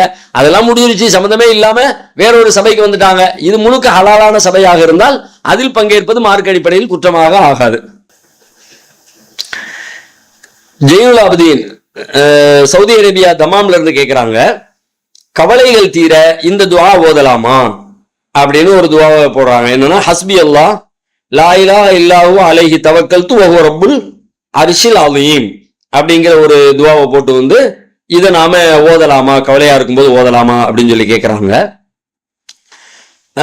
கவலையா இருக்கும் பொழுது அந்த கவலை ரசூல்லா, இது பொதுவாக குர்ஆன் கற்றுத்தருகிற, ரசூல்லா கற்றுத்தருகிற எல்லா பிரார்த்தனைகளும் எல்லா திக்ருகளும் நம்ம எல்லா நேரங்களிலும் ஓதலாம், எல்லா தேவைகளுக்கும் ஓதலாம், அதுல எந்த தடையும் இல்லை. இதுதான் இதுக்கு தான் இப்போது அப்படின்னு நம்ம பிரிச்சுக்க வேண்டிய அவசியம் இல்லை. நல்ல கருத்துடைய நல்ல தேவைகளை கேட்கக்கூடிய நபிகளாரின் பிரார்த்தனைகள், குர்ஆன் கற்றுத்தருகிற பிரார்த்தனைகள் தாராளமா கேட்கலாம். ஆனா கவலைக்கு நீங்க கவலையை நீக்கி நல்லாட்ட கேளுங்க, நீங்க புரிஞ்சு கேளுங்க. அரபி மொழியில இருக்கிறத கேட்கணும் அப்படின்னு நீங்க சிந்திக்க வேண்டிய அவசியம் இல்லை. உங்க உள்ளத்துல இருந்து கேட்கறதா இருந்தா உங்களுக்கு என்ன கவலைங்கிறத சொல்லி கேட்கணும்ல. உங்க மொழியில நீங்க கேட்டீங்கன்னா தான் அதை சொல்லி கேட்க முடியும். அப்பதான் உள்ளத்தினுடைய அந்த அந்த அந்த கணம் உங்களுக்கு குறையும், உள்ளத்துல இருந்து அந்த கவலை நீங்கும். அதை சொல்லும் பொழுதே எல்லாம் வந்து நம்முடைய கஷ்டத்தை நீக்கிறதுக்கான வாய்ப்பெல்லாம் இருக்குது. அது மாதிரி உங்களுடைய சொந்த மொழியில கேளுங்க ஒண்ணு. அதை தாண்டி ரசூலுல்லாவுடைய வார்த்தையாக அது இருந்தா நல்லா இருக்குமே நீங்க நினைச்சீங்கன்னா, ரசூலுல்லா கவலை நீங்கிற வார்த்தையை பயன்படுத்தியே துவாக்கள் செஞ்சிருக்கிறாங்க. அந்த துவா மனப்பாடம் பண்ணி அதனுடைய பொருளையும் உள்வாங்கி அதுக்கப்புறம் துவா செய்யுங்க. அல்லாஹும்ம இன்னி அஊது பிக மினல் ஹம்மி வல் ஹஸன் வ அஊது பிக மினல் ஜுப்னி வல் புகுல் வ அஊது பிக மின் கலபத்தி தைனி வ கஹ்ரி ரிஜால். இது ரசூலுல்லா காட்டியிருந்த துவாக்களுடைய புத்தகங்கள் தொகுப்புகள் நீங்க பாத்தீங்கன்னா அல்லது இணையதளத்தில் தேடினீங்கன்னா கூட இந்த ஹதீஸ் கிடைக்கும். இந்த துவாவை கேளுங்க. இது என்ன, கவலையை பத்தியே ரசூலுல்லா கேட்கிறாங்க. இன்னி அஊது பிக மினல் ஹம்மி வல் ஹஸன், இறைவா கவலையில் இருந்தும் பெரிய கவலையில் இருந்தும் சின்ன கவலையில் இருந்தும் உன்னிடத்துல நான் பாதுகாவல் தேடுகிறேன். ஜுப்னி வல் புகுல், கோழைத்தனத்திலிருந்தும் கஞ்சத்தனத்திலிருந்தும் இடத்துல நான் பாதுகாவல் தேடுகிறேன்.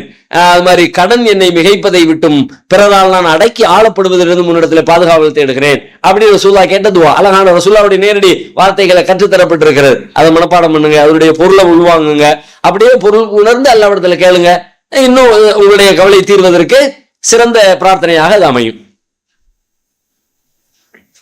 அப்துல்லா சிங்கப்பூர்ல இருந்து கேட்கிறாங்க, சிங்கப்பூரில் அதிகமான முஸ்லிம் மக்கள் வீடு வாங்க வங்கி கடனை பயன்படுத்துகின்றனர். ஏனெனில் வீடு வாங்குவது மிகவும் செலவானது மற்றும் பலருக்கும் இயலாததாக உள்ளது. வாடகை செலவும் மிகவும் அதிகம். குறிப்பாக குடும்பத்துடன் வாழ்வோருக்கு இதை நிர்வகிப்பது கடினமாகிறது. பள்ளி கட்டணங்கள் மற்றும் பிற செலவுகளுடன் வாடகை செலுத்தினால் பிற செலவுகளை நிர்வகிக்க இடமில்லை. இப்படியான நிலையில் இஸ்லாத்தில் கடனுடன் வீடு வாங்க அனுமதிக்கப்படுகிறதா அப்படின்னு சொல்லி கேட்கிறாங்க. கடன் வாங்கி வீடு வாங்குறத மார்க்க அனுமதிக்குது. ஏன்னா கடன் வாங்கலான்னு பொது சட்டம் இருக்கிறது.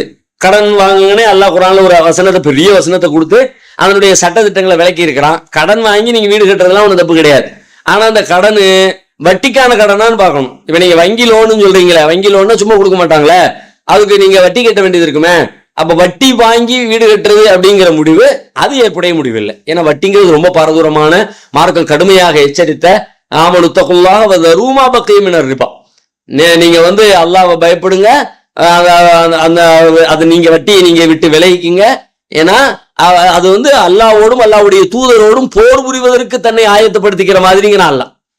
அல்லாஹ் அதை பத்தி எப்படி எச்சரிக்கிறாங்கன்னா, வட்டியில உழல்றவங்க வந்து அல்லாஹ்வோடும் அவன் தூதரோடும் போர் புரிவதற்கு அவங்க தங்களை தயார்படுத்திக் கொள்ளட்டும். எவ்வளவு கடுமையான சொல் பயன்படுத்தப்பட்டிருக்கிறது.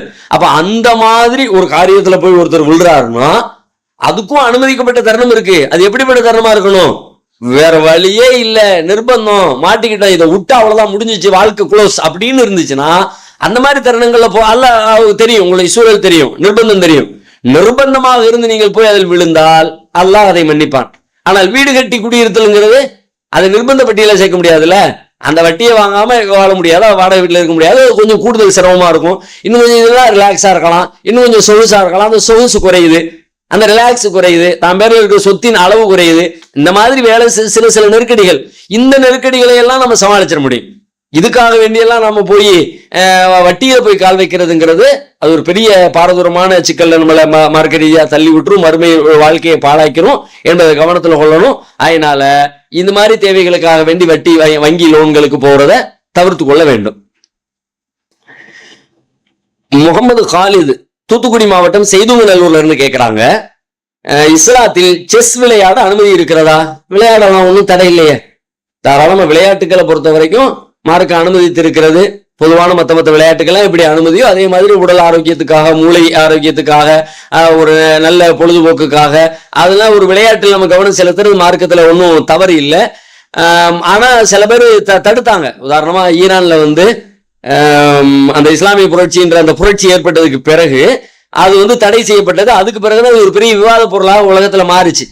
செஸ் விளையாடக்கூடாதுன்னு அவங்க எதை வச்சு தடுத்தாங்கன்னு கேட்டா, அவங்க இந்த செஸ்ல அவங்க காட்டிய ஆர்வத்தை வைத்து, அந்த மக்களிடத்துல என்ன ஆர்வம் இருந்துச்சுன்னு கேட்டா, செஸ்ல விளையாட உட்கார்ந்தாங்கன்னா அவங்க உலகத்தையே மறக்கிற அளவுக்கு அதுல விளையாண்டுகிட்டு இருந்தாங்க. தொழுகை பாதத்துகள் எல்லாம் கவனிக்காம எத்தனை மணி நேரம் ஓடுனா அப்படியே அதை தவிர்ப்பதற்காக வேண்டி இது உங்களை டோட்டலா அல்லாவுடைய நினைவு விட்டு திசை திருப்புது. அல்லாவுடைய நினைவு விட்டு எது திசை திருப்புனா அது மார்க்கத்தில் அனுமதி இல்லை. எனவே இந்த விளையாட்டு விளையாடாதீங்கன்னு சொல்லிட்டு அந்த ஈரான் கவர்மெண்ட் அப்போ ஒரு சட்டத்தை போட்டு அதை தடுத்துச்சு. அது அதுக்கு மட்டும் உள்ளது இல்லை, உலகத்துல எல்லாத்துக்கும் உள்ளது. எந்த விளையாட்டோ எந்த வியாபாரமோ, வியாபாரத்தையே அனுமதிக்கப்பட்டதே வியாபாரம். ஆனா வியாபாரத்தை சொல்லும்போது எப்படி சொல்றான்? அவனும் லா துல்ஹிக்கும் அம்வாலுக்கும் வலா அவுலாதுக்கும் அன்சிக்கிறில்லா, இறை நம்பிக்கையாளர்களே உங்களுடைய செல்வமோ உங்களுடைய பிள்ளைகளோ அல்லாவுடைய நினைவை விட்டு உங்களை தூரமாக்கிட வேண்டாம் அப்படின்னு சொல்லி சொல்றான். உங்களுடைய வியாபாரம் அல்லாவுடைய நினைவை விட்டு உங்களை தூரமாக்கி விட வேண்டாம் அப்படின்னு நல்லா எச்சரிக்கிறான். அப்போ செல்வம் சேர்க்கிறது அனுமதிக்கப்பட்டதுதான், பிள்ளைகளை பத்துக்கிறது அனுமதிக்கப்பட்டதுதான், வியாபாரம் செய்யறது அனுமதிக்கப்பட்டதுதான். அதுவெல்லாம் கூட அல்லாவின் நினைவை விட்டு உங்களை தூரமாக்குற மாதிரி இருந்தா அது ரொம்ப டேஞ்சர் நல்லா எச்சரிக்கை பண்றான். அந்த அர்த்தத்தில் சொல்லப்பட்டிருக்கிறது. அது மாதிரி இருந்தா எல்லாத்தையும் நம்ம தவிர்க்கணும். பொதுவா செய்யலாமா விளையாடலாமா அப்படின்னா வரையறைக்கு உட்பட்டு அல்லாவின் நினைவுகளை புறந்தல்லாத வகையில செஸ் விளையாட்டு என்பது மார்க்கத்தில் தடுக்கப்பட்டது இல்லை. சையது முகமது துபாயில இருந்து கேட்கிறாங்க, கடன் கொடுத்தவர் அதனை திரும்ப பெற மிகவும் சிரத்தை எடுக்க வேண்டியது உள்ளது. கடன் வாங்கியவர்கள் மிகவும் அலட்சியமாக உள்ளனர். அவர்கள் கஷ்டப்பட்டால் நாம் மேலும் பொருந்தி மேலும் அவகாசம் வழங்கலாம். ஆனால் அவர்களால் அத்தியாவசியமற்ற செலவுகளை குறைத்து கடனை அடைக்க முடியும். ஆனால் அப்படி செய்வதில்லை. அதனால் பிறருக்கு கடன் கொடுக்க பணம் இல்லை என பொய் சொல்லலாமா? மேலும் கொடுத்த பணத்தை திரும்ப பெற கடனாளியிடம் பேசும்போது அல்லது நடவடிக்கை எடுக்கும் போது பின்பற்ற வேண்டிய மார்க்க வரம்புகள் என்ன அப்படின்னு சொல்லி கேட்கிறாங்க. அவங்க சொல்றது உண்மைதான். இன்னைக்கெல்லாம் கடனை கொடுத்துட்டு திரும்ப வாங்குறதுங்கிறது பெரிய சிரமமா போயிருது. கடன் கொடுத்தவன் பாடு திண்டாட்டமா போயிருது. அவன் ஆளால நிறைய வேண்டியதா இருக்கு. அவங்க ரொம்ப இந்த மாதிரி நிறைய மனிதர்களை பாக்குறோம். வாங்கும்போது ரொம்ப கெஞ்சி கூத்தாடி வாங்கிட்டு கடைசியில எப்படி வசூல் பண்றது அந்த நேரத்துல பாத்துக்கலாம்னு சொல்லிட்டு தினாவட்டா திரியிறாங்க. அப்ப அந்த மாதிரி ஆட்களை எப்படி தவிர்க்கிறது? சிரமப்படுறாங்கன்னா டைம் கொடுக்கலாம். அவங்க சிரமப்படல, நல்ல சொகுசா வாழ்க்கை அனுபவிச்சுக்கிட்டு என் கடன் கொடுக்க மாட்டேங்கிறாங்க, எப்படி டீல் பண்றதுன்னு கேட்கறாங்க. சிரமமா இருந்தா அல்லாஹ் சொல்லிட்டான், வயன்கானது உசுரத்தின் ஃபனலிரத்துன் இலா மைஸரா. கடன் பெற்றவர்கள் சிரமத்துல இருந்தாங்கன்னா அவங்க வசதியை அடைகிற வரைக்கும் நீங்க அவகாசம் கொடுங்க, சூழலை பார்த்து அவகாசம் கொடுங்க. வசதியா இருக்குது அது மாதிரி செய்யறாங்கன்னா அவங்க அநியாயம் பண்றாங்கன்னு அர்த்தம். மத்தவர்கள் கனிஞ்ச துல்முன், கடனை கொடுக்காம இழுத்தடிக்கிறது அநியாயங்கிறாங்க. அப்போ உங்களுக்கு அநியாயம் இழைக்கப்பட்டால் அதற்கான நீதியை பெற்றுக் கொள்வதற்கு உங்களுக்கு ரைட்ஸ் இருக்கிறது. இப்ப ரசூல்லா இடத்துல ரசூல்லா சொல்றாங்களே, இன்னலி சாஹிபில் ஹக்கி மக்காலா, கடன் கொடுத்தவருக்கு பேசுகிற உரிமை இருக்கிறதுன்னு. அப்ப நீங்க அது மாதிரி பேசலாம் அப்படின்னா கடுமையா பேசலாம். அதை பெறுவதற்கு உங்களுக்கு ரைட்ஸ் இருக்கு, நியாயம் இருக்குது. அந்த உரிமையை பெறுவதற்கான அந்த மாதிரியான ஒரு கடுமையை காட்டலாமான்னா கடுமை காட்டலாம். ஏன்னா உங்கள்ட்ட இருக்குது, இல்லாம இல்ல, சிரமத்துல இல்ல. அது மாதிரி ஆட்களுக்கு நீங்க இறக்கம் காட்டணும். இருக்குதுன்னு தெரியும் பொழுது வச்சுக்கிட்டு தரமாட்டேங்கிறாங்க பொழுது அந்த மாதிரியான ஆட்கள் கொஞ்சம் நெருக்கடி கொடுத்து வாங்குவதற்கு நெருக்கடி சூழலை நீங்க பயன்படுத்தலாமா என்று கேட்டால் பயன்படுத்தலாம். மார்க்கத்தில் அது ஒன்றும் தடை இல்லை. ஆனா அது மாதிரி ஆட்கள்கிட்ட கொடுக்காம இருக்கிறதுக்கு பொய் சொல்லலாமாங்கிறீங்க. அது பொய் சொல்லக்கூடாது. பொய்யை எப்படி அனுமதிக்க முடியும்? பொய் அனுமதிக்கப்பட்ட சில தருணங்கள் மார்க்கம் சொல்லுது. அதை தவிர மற்ற எந்த இடத்துலயும் பொய் சொல்லக்கூடாதான். நீங்க உங்க பொருள் தானே, உறுதியா நில்லுங்க. ஏன் சரளப்படுறீங்க? இல்லைங்க, தர வாய்ப்பு இல்லை, நமக்கு பல தேவைகள் இருக்குது, தேவைகளுக்காகத்தான் பணத்தை வச்சிருக்கோம், அதனால நம்ம கொடுக்க முடியாது அப்படின்னு உறுதியா நின்றுங்க. தருவதற்கான சூழல் இப்ப நமக்கு தர முடியாதுன்னு சொல்லிட்டு மறுத்துருங்க. நேரடியாகவே அதை நீங்க மறுப்பதற்கு முயற்சி எடுங்க. அதான் நல்லதும் கூட. அதான் எதிர்காலத்திலேயே சமூகத்திலையும் ஒரு அந்தஸ்தை பெற்று தரும். முதல்ல சொல்லும் பொழுது ஒரு சங்கடமாகவும் ஒரு முகத்தாச்சனை பார்க்க அப்படிலாம் தோணுனா கூட ஒரு நாள் இல்ல ஒரு நாள் எல்லாம் அதை நன்மையானதாக ஆக்கி தருமா. அதனால பொய்ய சொல்லாம உண்மையை சொல்லி கொடுக்க விருப்பம் இல்லைங்கிறத நேரடியாக பேசி அதை தவிர்த்துக் கொள்வதற்கு நீங்க முயற்சி எடுப்பது சிறந்தது. அதை நீங்க ஃபாலோ பண்ணுங்க. ஒண்ணு. அடுத்து அதற்கான வேற என்ன மார்க்க வரம்புகள் இருக்குன்னு சொல்லி கேட்கிறாங்க. கடன் கொடுத்தவர்கிட்ட வாங்குறதுக்கு பேசுறதுக்கு ரைட்ஸ் இருக்குது அப்படின்னு சொல்லி சொன்னா பேசுங்க, மார்க்கம் சொல்லிடுச்சு பேசுங்க. இல்ல வேற சட்ட ரீதியா நடவடிக்கை எடுக்க முடியுமா, அந்த நடவடிக்கைக்கு போங்க. அதாவது காவல்துறை ரீதியா அவங்களை கூப்பிட்டு வச்சு கொஞ்சம் 2 தட்டு தட்டுனா தான் பேச்சு அப்படி நடத்தினா தான் முடியும், அது மாதிரி செய்யுங்க.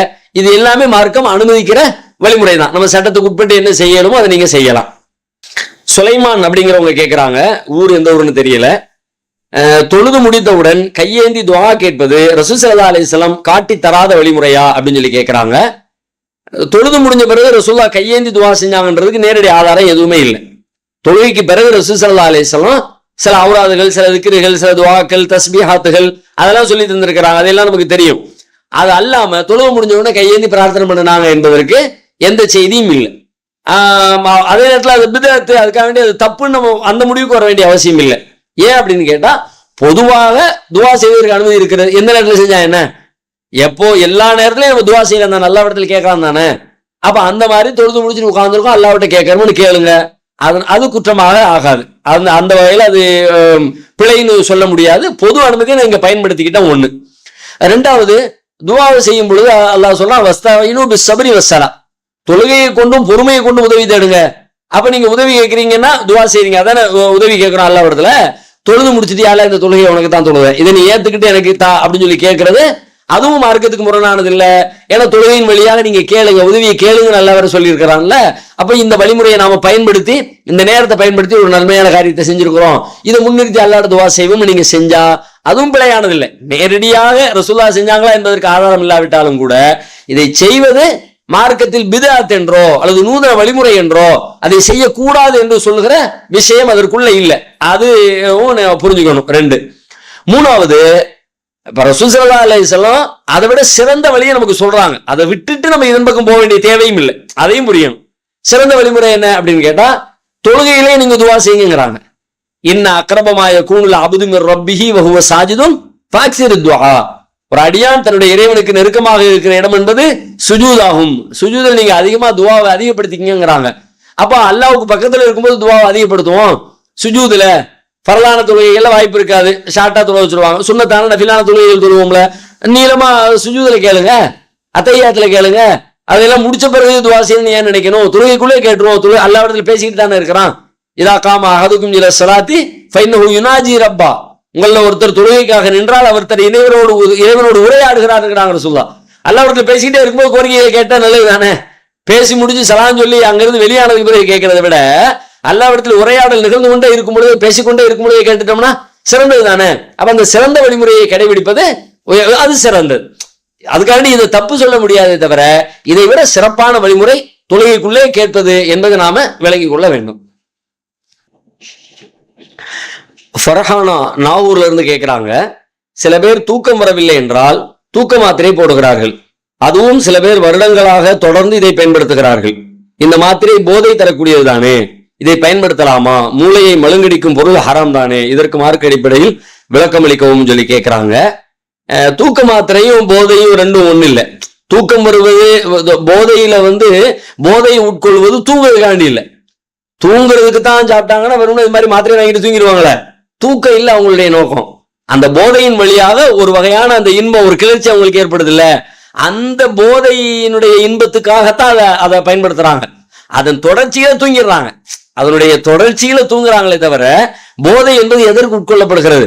போதை தூக்கத்திற்காக அல்ல, போதைக்காக ஒரு வகையான ஒரு மிதப்பான ஒரு இது அப்படி உலகத்திலிருந்து பறக்கிற மாதிரி ஒரு ஃபீல் வருதுங்கிறாங்கல்ல, அந்த உணர்வை அனுபவிப்பதற்காகத்தான் செய்யறாங்க. அதை போய் நாம தூக்கத்துக்காக வேண்டி தூக்கம் இல்லாம தவிர்க்கிறவங்க அவங்க உடல் நோயில் உபாதையில இருக்கிறாங்க. அவங்களுக்கு இயல்பாக தூக்கம் வர்றது ஒரு இயல்பான ஒரு மனிதர்கள். அப்ப அவங்களுக்கு நரம்புகள்ல மத்த பிரச்சனைகள், மனநல பிரச்சனைகள் காரணமாக தூக்கம் வரலன்னு சொல்லி சொல்லும் பொழுது அவங்க நோயாளியா இருக்கிறாங்க. நோயாளியா இருக்கிறவங்க எடுத்துக்கொள்வது மருந்து. அவங்க மருந்து சாப்பிட்டு தங்களுடைய நோயின் நிவாரணத்தை தேடுறாங்க, தூங்கிடுறாங்க. தூக்கத்துல போதை வயப்பட்டு தூங்குறது இல்லை.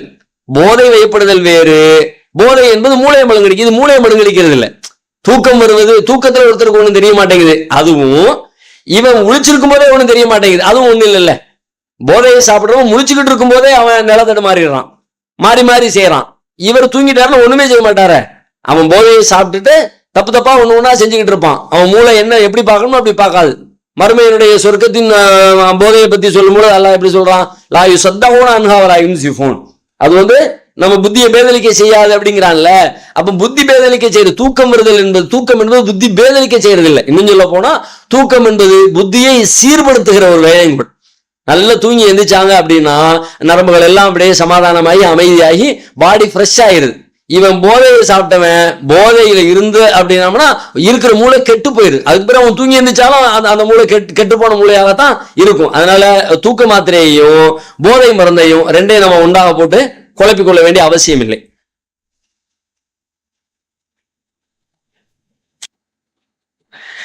ஆஃபிஸ் அப்படிங்கிறவங்க கும்பகோணத்துல இருந்து கேட்கிறாங்க, தொழுகையை முடித்துவிட்டு துஆ நீண்ட நேரம் கேட்கலாமா? அரபியில் துஆ தெரியவில்லை, அதனால் என்னுடைய தேவைகளை தமிழில் கேட்க ரொம்ப நேரம் எடுத்துக்கொள்கிறது. 10 நிமிடத்திற்கு மேல் அப்படி கேட்கலாமா? ஏன் கேட்கிறேன் என்றால் அல்லாஹ் இலகுவை விரும்பக்கூடியவன், எப்படி நான் ரொம்ப நேரம் கேட்பது கேட்கலாமான்னு சொல்லி கேட்கிறாங்க. ஏற்கனவே கேட்டது ரசூலுல்லாஹ் நேரடியா தொழுகைக்கு பிறகு கையேந்தி துவா செஞ்சிருக்கிறாங்களான்னு ஒன்று கேட்டிருந்தாங்க. இவங்க என்ன கேட்கிறாங்கன்னா நீண்ட நேரம் துவா செய்யலாமா, 10 நிமிஷம் அளவுக்கு கேட்கலாமான்னு. 10 நிமிஷம் இல்லை, 1/2 மணி நேரம் கேட்டா என்ன, 1 மணி நேரம் கேட்டா என்ன, எவ்வளவு நேரம் வேணாலும் அல்லாட்ட கேட்கலாம். அல்லாஹ் இடத்துல கேட்கறது எவ்வளவு கேட்டாலும் கேட்க கேட்க உங்களுக்கு நன்மை தான். ஏன்னா துவாவை போன்ற ஒரு இபாதத்து வேற ஒன்றும் கிடையாது. அந்த அளவுக்கு துவாவுக்கு ரொம்ப பவர் இருக்கிறது, ரொம்ப நன்மை இருக்கிறது. துவா இருக்கிறது, அதுதான் வணக்கம். வழிபாடுன்னு சொல்றதா இருந்தாலே அதைத்தான் சொல்லணும் என்று சொல்லுகிற அளவிற்கு அதுக்கு ரொம்ப சிறப்பு இருக்கிறது. ரெண்டாவது, உங்க மொழியில கேளுங்க, உங்க மொழியில கேட்கறதா சிறப்பு. அரபியில உள்ளதை மனப்பாடம் பண்ணிட்டு கேட்கறதுங்கிறத விட உங்களுக்கு தெரிஞ்ச மொழியில நீங்க கேட்டாதான் உங்களுடைய தேவைகளை புரிஞ்சு கேட்க முடியும். இல்லாட்டி இது வெறும் மந்திர உச்சாரணமா போயிடும். மந்திர சொல் அல்ல பிரார்த்தனைகள் என்பது, நம் தேவைகளை கேட்பது. அதனால தாராளமா நீங்க துவா செய்யுங்க, மார்க் அடிப்படையில் ஒன்றும் தவறு இல்லை. ஏற்கனவே சொன்ன மாதிரி தொழுகைக்கு பிறகு அந்த நேரத்தை எடுத்து செய்யறதை விட தொழுகையே ஒரு சுன்னத்தான தொழுகிறீங்க, ஒரு ரஃபிலான தொழுகிறீங்க, அதுக்குள்ளேயே நீங்க சுஜூதுல அத்தஹியாத்துல நீண்ட நேரம் உட்கார்ந்து துவா செய்யுங்க. தொழுகைக்கு தொழுகையாகவும் போயிடும், துவாவுக்கு துவாவாகவும் போயிடும். ஒரே கல்ல 2 மாங்காய் அடிச்ச மாதிரியான ஒரு நன்மை அதுக்கு நமக்கு கிடைச்சிரும்.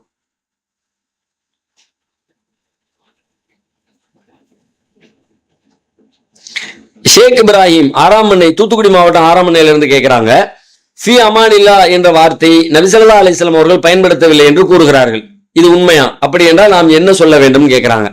இந்த வழி அனுப்புற நேரத்துல எல்லாம் ஃபி அமானில்லா, அல்லாஹ்வுடைய பாதுகாப்புல போயிட்டு வா அப்படின்னு சொல்லிட்டு பல பகுதிகளில் தமிழ்நாட்டில் இந்த மாதிரி சொற்பிரயோகம் பயன்பாட்டில் இருக்கிறது. இது ரசூலுல்லாஹ் இது மாதிரி சொன்ன மாதிரி இல்லை, அதனால நம்ம சொல்லக்கூடாது அப்படிங்கிறாங்களே, இது சரியான்னு கேட்கிறாங்க. இது இது ஒரு சுன்னத்தின் அடிப்படையில் யாரும் சொல்றது இல்லை. வழி அனுப்பி வைக்கும்போது ஒரு நல்ல வார்த்தையை சொல்லி அனுப்புவோமே, நல்லபடியா போயிட்டு வா அப்படின்னு சொல்றோம்ல, நல்லபடியா போயிட்டு வா, அல்லாஹ்வுடைய பாதுகாப்புல போயிட்டு வா அப்படின்னு தமிழ்ல சொல்ற மாதிரி அரபியில சொல்றது அவ்வளவுதான். அது ரசூலுல்லாஹ் பயன்படுத்தி தான் இருக்கணுங்கிற கட்டாயம் இல்லை. சுன்னத்துன்னு யாராவது சொன்னாதான் நம்ம அந்த கேள்வி கேட்கணும். அது எல்லாமே ஃபி அமானில்லாங்கிற வார்த்தையை ஒருத்தர் சொல்லி அது பொருள் புரிஞ்சு சொல்லணும். போகும்போதெல்லாம் ஃபி அமானில்லா சொல்லி அனுப்பணும் போல இருக்கு, வந்த உடனே நேரில் சந்திக்கும் போது அஸ்ஸலாமு அலைக்கும் சொல்ற மாதிரி இது ஃபி அமானில்லா அப்படின்னு நினைச்சுக்க கூடாது.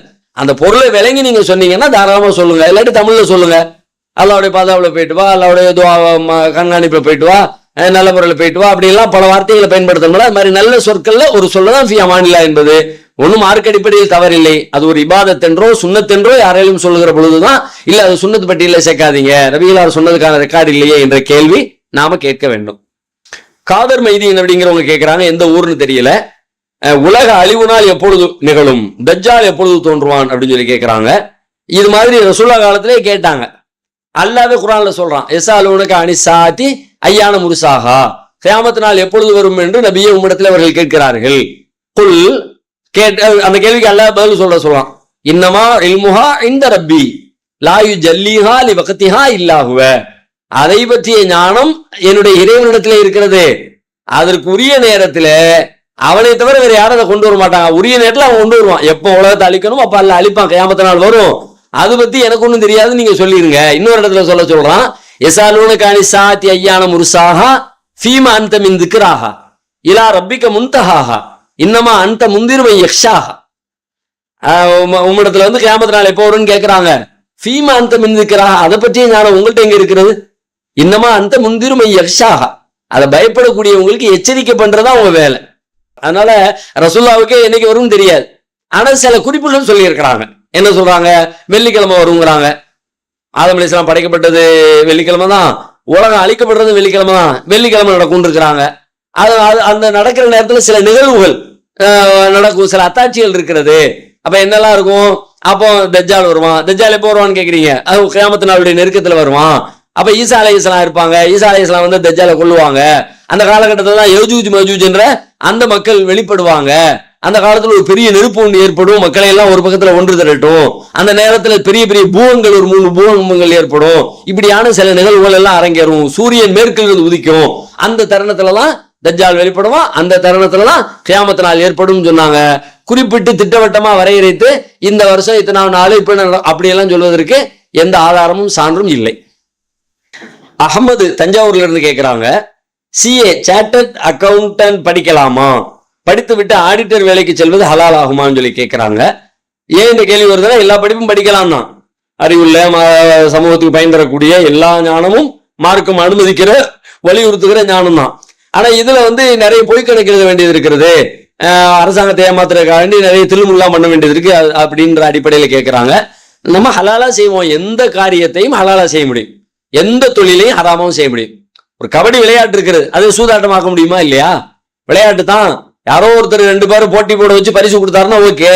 2 பேரும் ஆளுக்கு 10 ரூபா போட்டு 100 ரூபா போட்டு போட்டி ஜெயிக்கும் போது யார் ஜெயிக்கிறோமோ அவங்க 2 பேரும் பணத்தை எடுத்துட்டு போயிருவோம்பா அப்படின்னு பண்ணாங்கன்னா ஹராமா போயிடுது. எல்லா காரியத்தையும் அனுமதிக்கப்பட்ட வழியில செய்யக்கூடிய காரியங்கள் இருக்கிறது, அனுமதிக்கப்பட்ட காரியத்தையே ஹராமான வழியில் செய்யக்கூடிய வழிமுறைகளும் இருக்கிறது. அந்த மாதிரி தான் இதுல அதை நம்ம கவனத்தோட ஹலாலா இருப்பேன், அல்லாஹ்விடத்துல உதவி கேட்டு சரியாக செய்ய வேண்டும் என்கிற புரிதலோடு நாம செய்ய நினைச்சோம்னு சொல்லி சொன்னா கண்டிப்பா அதுக்கான உதவி அல்லாஹ் தருவான். ஹலாலான சூழலில் பொருளாதார வாய்ப்புகள் வாசலையெல்லாம் அடைச்செல்லாம் எல்லாம் வைக்கல. ஏன் இது ஒரு கணக்கு வழக்கு பார்க்கிற ஒரு துறைங்கிறது. அதுல இன்னும் ஹலாலான முறையில செய்யக்கூடிய, பயந்து இந்த மாதிரி காரியங்களை செயலாற்றக்கூடியவர்களுடைய தேவை சமுதாயத்தில் அதிகம் இருக்கத்தான் செய்கிறது. அதனால நீங்க தாராளமா படிச்சு அந்த பணியை செய்யலாம். மார்க் அடிப்படையில் அது படிப்பு என்ற அடிப்படையில் அது குற்றமாக ஆகாது, தொழில் என்ற அடிப்படையிலும் அது குற்றமாக ஆகாது. செய்யது அப்படிங்கிறவங்க ராமநாதபுரத்துல இருந்து கேட்கிறாங்க, நமது வீட்டில் வயது முதிர்ந்தவர்கள் அல்லது நோயினால் சிரமப்படுபவருக்கு நாம் தான் கவனித்துக் கொள்ள வேண்டும் என்ற நிலை இருந்தால் நாம் நம்மை எந்த அளவிற்கு சுத்தமாக வைத்துக் கொள்வது? உதாரணத்திற்கு நாம் அவர்களின் மலம் ஜலம் போன்றவற்றை சுத்தம் செய்யும் போது நம் மீது தெரித்த தண்ணீரை நஜீஸ் என்று பார்க்க வேண்டுமா அல்லது தண்ணீராக பார்க்க வேண்டுமா? தொழுகைக்கு செல்லும் போது தண்ணீர் பட்ட ஆடைகளை மாற்ற வேண்டுமா அப்படின்னு சொல்லி கேட்கிறாங்க. வயது முதிர்ந்தவர்களை நாம பராமரிக்கிற நேரத்துல நம்ம அசுத்தம் படத்தான் செய்யும். அப்படி அசுத்தம் பட்டுச்சுன்னா அசுத்தம் பட்ட இடத்த நம்ம சுத்தப்படுத்தணும், கழுவணும். அது அசுத்தத்தை அசுத்தமாகத்தான் பார்க்கணுமே தவிர அசுத்தத்தை சுத்தமாலாம் பார்க்க முடியாது. தண்ணி மாதிரி எடுத்துக்கலாம், அப்படியெல்லாம் எடுத்துக்க முடியாது. அசுத்தம் தான். அசுத்தமான ஆடைகளோடு தொழக்கூடாது, அதை சுத்தப்படுத்திட்டு தான் போகணும். என்ன பண்ணீங்க, அந்த மாதிரி அவங்கள பராமரிக்க வேண்டிய அந்த கழுவ வைக்க தேவைப்படும் போது அதுக்கு ஒரு தனி ஆடை வச்சுக்கோங்க. அப்படி ஒரு ஆடை வச்சுக்கிட்டீங்கன்னா அந்த நேரத்தில் அந்த ட்ரெஸ் தூக்கி போட்டுட்டு அவங்கள எல்லாத்தையும் தூக்கி வச்சு கழுவி அந்த ஆடை கழுவி போட்டுட்டு வேற நல்ல ஆடைக்கு மாறிடுங்க. தொழுகிற நேரத்தில் சுத்தமாக தான் இருக்கணும். சுத்தம் இல்லாம அசுத்தத்தோட போய் நின்று தொழக்கூடாது. ஒண்ணு அசுத்தம் பட்டுருச்சுன்னா அதை கழுவிட்டு போகணும். இல்லாட்டி ஒவ்வொரு தடவையும் கல்விக்கு ஒரு நாளைக்கு 3 தடவை 4 தடவை பண்ண வேண்டியது இருக்கிறது. ஆடையை ஈரமாக்கி புதிய ஆடை மாற்ற முடியலையா, தனியா ஒரு ஆடையை ரெடி பண்ணிருங்க. அதுக்கு மற்ற நேரத்தில் வேற ஆடை. அதுக்கு போயிட்டு வந்தோடனே இப்ப இந்த கறிக்கடையில இருக்கிறவங்க, சமையல் பண்றவங்க, சமையலுக்கு போகும்போது அதுக்கு ஒரு ட்ரெஸ்ஸை போடுறாங்கல்ல, கூலி வேலைகளுக்கு போகக்கூடியவங்க, அந்த வேலையை பார்க்கும்போது ட்ரெஸ் எல்லாம் ரொம்ப அழுக்காயிடும் போது அதுக்கு ஒரு அழுக்கு ட்ரெஸ் தூக்கி போட்டுட்டு அதை முடிஞ்ச உடனே தூக்கி அப்படியே கழட்டி வச்சிடறாங்கல்ல. அந்த மாதிரி ஏதாவது ஒன்று நீங்க பார்க்கணும்.